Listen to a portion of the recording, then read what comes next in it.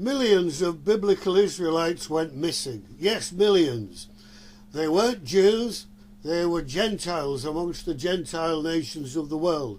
Where did they go, and who are their descendants? After the exodus of Israel out of Egypt, the Lord commanded Moses to take the sum of all the congregation of the children of Israel. In other words, a census.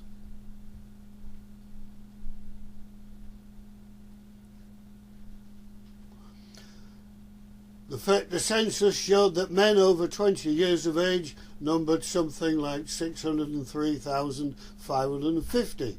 Levites another 22,000. But what about the women and children?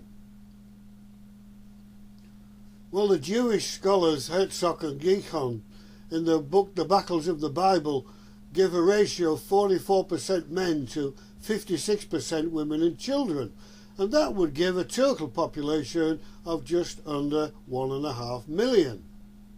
Now that was at the time of the Exodus. A later census during the reign of King David showed that the population had increased. Men over 20 years of age, just over 1.5 million. Levites, tribe of Benjamin, would number 392,500. And then to add the women and children would give us a total population of just under 4.5 million.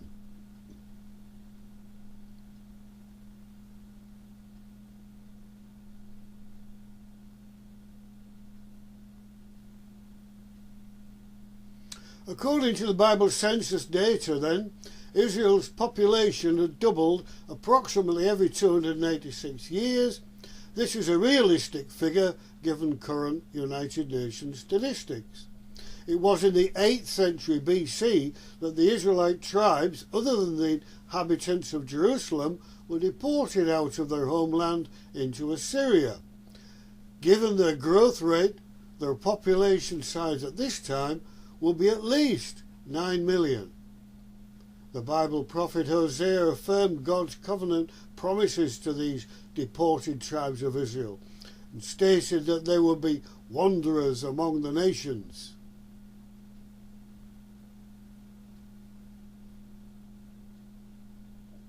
Similarly, the prophet Amos stated that God would fulfill his covenant with the Israel tribes, but in the process he would sift the house of Israel among all nations as corn is sifted in a sieve, but they would not be lost to him or his purposes.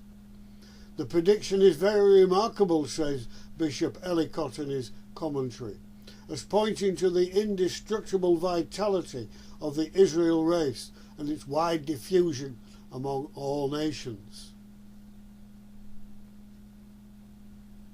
So these millions of Israelites that went missing, where did they go? Who are their descendants? Is it important?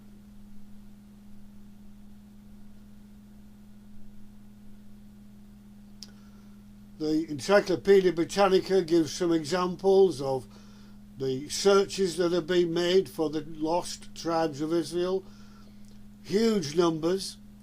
Some, it suggests, could have been among the Nestorians, Afghans, Ethiopians, American Indians, Japanese. The 1st century AD Jewish historian Josephus records the non-Jewish 10 tribes of Israel of his day as being beyond the Euphrates and an immense multitude not to be estimated by numbers. Well, we need to apply Occam's razor for the simplest explanation. No more things should be presumed to exist than are absolutely necessary. The fewer assumptions of an explanation of a phenomenon is the best explanation. Well, the New Testament epistle to the Hebrews quotes a prophecy from Jeremiah 31 indicating that these Israelites will become Christian. All the days come, saith the Lord, when I will make a new covenant with the house of Israel. Christ, being come a high priest of good things to come, obtained eternal redemption for us. The French scholar Jacques Abadie deduced that these lost tribes of Israel would therefore be amongst nations of Asia and Europe, and where Constantine raised the standard of the cross, where could be found an abundant harvest of Gentiles converted to the Christian faith. The Apostle Peter writes to Gentile converts in Asia and Europe, citing an Old Testament prophecy addressed exclusively to the Israelite tribes taken into Assyria. The people of God which had not obtained mercy now have obtained mercy.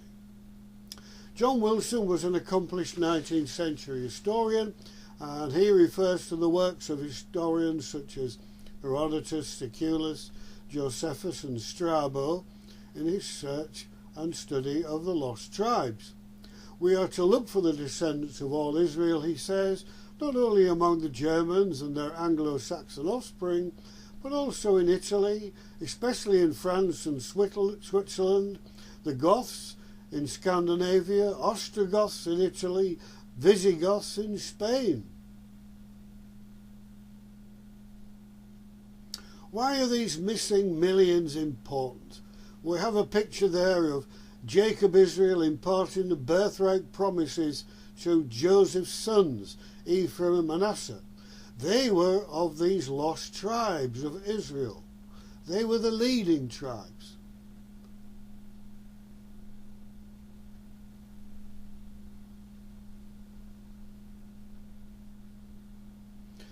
Because they were the inheritors of the promises of God made to Jacob Israel. Promises such as a multitude of nations, a great people, a blessing to all the families of the earth. Can these things be said of the Jews?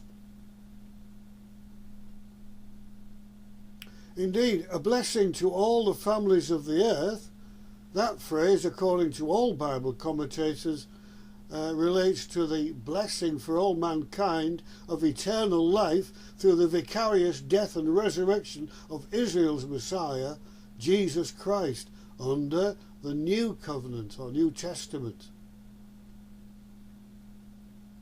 So we can say descendants of the biblical 12 tribes of Israel, therefore largely Gentiles, regathered mainly in Europe and Asia, colonising west, east, north and south with related monarchies, forming a nation and a company of nations, taking the Christian gospel to all the families of the earth as promised to the patriarch Jacob.